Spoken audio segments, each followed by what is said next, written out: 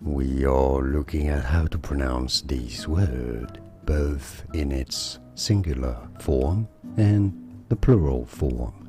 The top word here is singular, so you would say, I have one hypothesis. Hypothesis.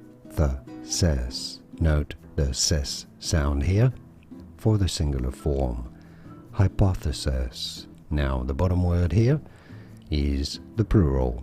So if you have different, several hypotheses, note the C's sound here rather than a sis sound.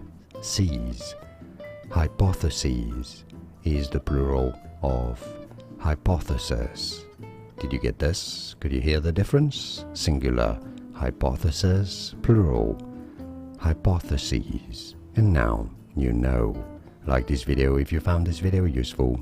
Thanks for your support, like it at least, and subscribe if you want to learn more English and more videos for you here to learn more correct pronunciations. Thanks for your support again, and thanks for watching.